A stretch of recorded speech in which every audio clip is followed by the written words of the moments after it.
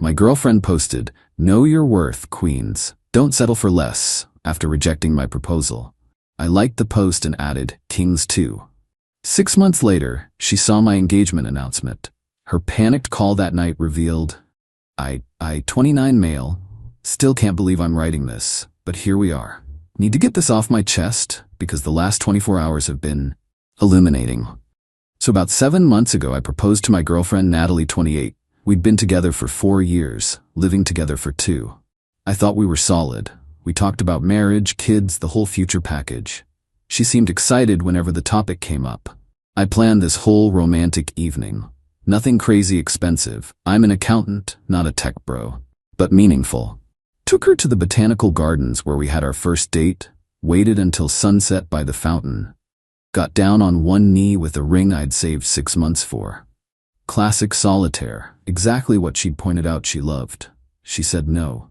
Not "I need time to think" or "let's talk about this." Just no. Said she wasn't ready. Felt like we were moving too fast after 4 years. Needed to find herself and explore what's out there. I'm standing there with a ring like an idiot while families are watching. The drive home was silent. She moved out 3 days later to stay with her friend Melissa. We were done. Just like that. Here's where it gets interesting. That same night, she posts on social media, "Know your worth, queens. Never settle for less than you deserve. Chaff level up, boss babe, know your value." The comments were exactly what you'd expect. "Yes, queen. You deserve the world. Never settle." Her friends hyping her up like she just escaped from prison instead of rejecting someone who loved her. I sat there at 2 a.m. scrolling through this. 4 years. I supported her through her career change, helped her pay off her student loans, was there when her dad got sick. But apparently, I was something to settle for. So I liked the post. Then commented, "Kings too." The silence after that was deafening. She deleted my comment within an hour, but not before mutual friends saw it. Whatever. I went into autopilot mode. Work, gym, sleep, repeat. Deleted social media apps from my phone, focused on myself. Started therapy because why not? Best decision ever, BW. Helped me realize I'd been making myself smaller to make her feel bigger. About 2 months later, my coworker Jenna, 26F, asked if I wanted to grab coffee after a brutal audit we'd survived together. Just as friends, she knew about the breakup. We started hanging out. She was different, direct, knew what she wanted, appreciated things I did instead of always wanting more. Coffee turned into dinners. Dinners turned into dating. I kept it quiet because I wasn't trying to rebound, but honestly, it felt like breathing again after holding my breath for years. Fast forward to last week. Jenna and I got engaged. She proposed to me. Actually, said she knew what she wanted and didn't see the point in waiting. I said yes immediately. We posted a simple announcement, just a photo of us hiking with adventure partner for life. Yes. My phone started blowing up with congratulations. Old friends, family, coworkers. It was nice. Then at 11:43 p.m. Natalie called. I almost didn't answer, but curiosity won. "Hello?" Heavy breathing. Then, "Are you serious right now, Natalie? 6 months, Mason? 6 months and you're engaged?" I stayed calm. "Yes, congratulations are usually customary." "To your coworker? The mousy one from accounting?" "Jenna's not mousy, she's just not loud about her wins. Her name is Jenna, we're very happy." "This is insane, we were together for 4 years. How could you just move on? The same way you did when you rejected my proposal and called it settling." Silence. Then she dropped the bomb. "I didn't think you'd actually move on. I thought you'd wait." Wait for what? And this is where she revealed what the last 6 months had really been about. Update 1. Holy hell, the response to my post. Thanks for all the support. Now for the rest of that phone call, because it gets worse. After I asked, "Wait for what?" There was this long pause. Then she started crying. Not sad crying, frustrated crying. I needed to see what else was out there, okay? Melissa kept telling me about all these guys she was meeting, investment bankers, lawyers, entrepreneurs. She said I was too young to settle down with the first serious boyfriend I had. I laughed, actually laughed. So I was a safety net? No, I wanted to be sure. I thought if I dated around for a year, experienced more, then we could get back together, and I'd know you were the right choice. By rejecting my proposal publicly? I didn't think you'd see the post. We have 137 mutual friends on there, Natalie. She got defensive then. You don't understand the pressure women face. Melissa showed me all these articles about women who married their first serious boyfriend and always wondered what if. I didn't want to resent you later. So instead, you humiliated me and expected me to wait while you test drove other guys? It wasn't like that. I barely dated anyone. Now that was interesting. Barely? More silence. Then, the guys Melissa introduced me to were different than I expected. Turns out Queen Natalie's leveling up journey didn't go as planned.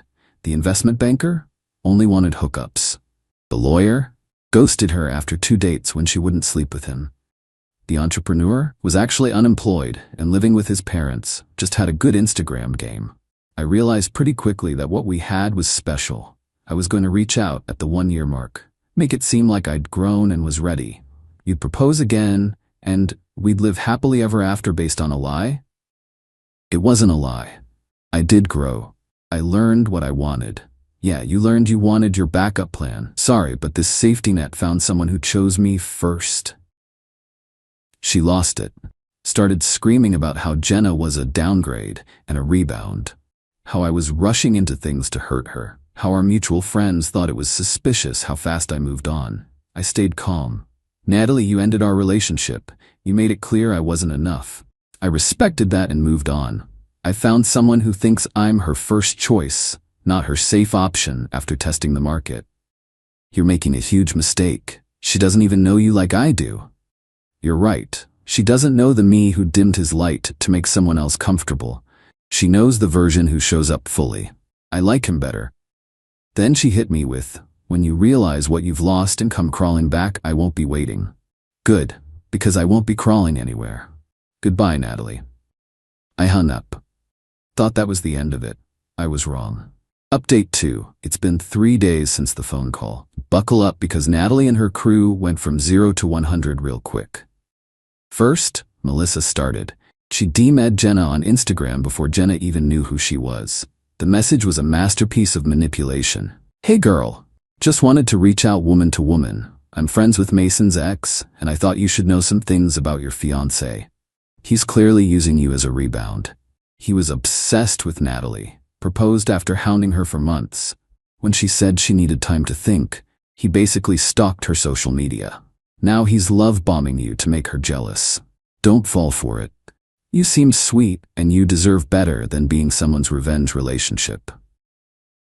Jenna showed me immediately. We laughed about it. Then she responded, thanks for the concern, though I'm curious why you're more invested in my relationship than your friend's dating life. How'd those setups work out for her? Melissa blocked her immediately. Meow. But they weren't done. Next came the flying monkeys, mutual friends who suddenly needed to check in on me. Brad, who I hadn't talked to in months. Hey bro, heard about the engagement. Quick turnaround, huh? You sure you're not rushing? My college roommate Derek. Dude, Natalie's really torn up. Maybe you guys should talk? Even my cousin texted. Natalie reached out to me. She's worried about you making impulsive decisions. Maybe slow down? The audacity. I posted one thing on social media. Funny how people who didn't check on you during your healing suddenly care about your happiness. 20 minutes later, Natalie called from a different number. I'd blocked her main one. I answered because I knew this would be good. Mason, we need to talk about this maturely. We really don't. You're clearly hurt and acting out. I get it, but destroying what we had over pride. What we had a relationship where you were apparently shopping for upgrades while keeping me as a backup. We had 4 years where I thought we were building something together while you were waiting for something better. That's destroyed, Natalie. You destroyed it. I made a mistake. People make mistakes. Your mistake was thinking I'd wait around while you figured out if you could do better.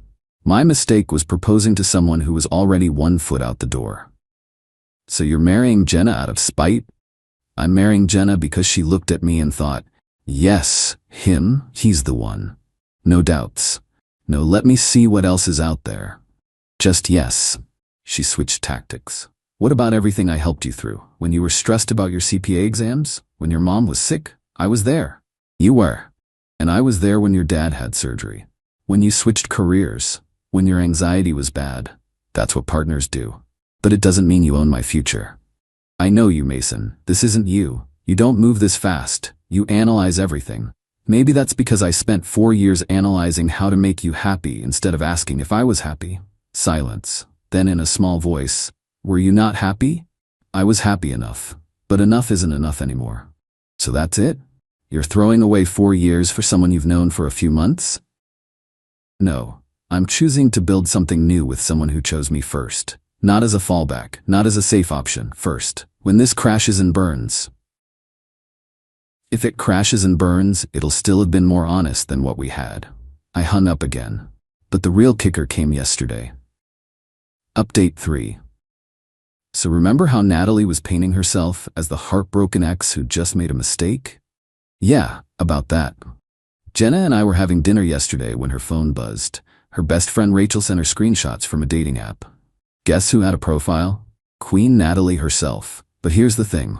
The profile was created 5 months ago. 2 months before she rejected my proposal. The bio? Entrepreneur mindset. Looking for someone ambitious who can match my energy. No time for mediocrity. There were screenshots of her conversations telling matches she was recently single and ready to level up in all areas of life. I did the math. She was on dating apps while we were ring shopping, while we were planning our future, while I was saving for her dream ring. Jenna asked if I wanted to see them. I said yes, I needed to.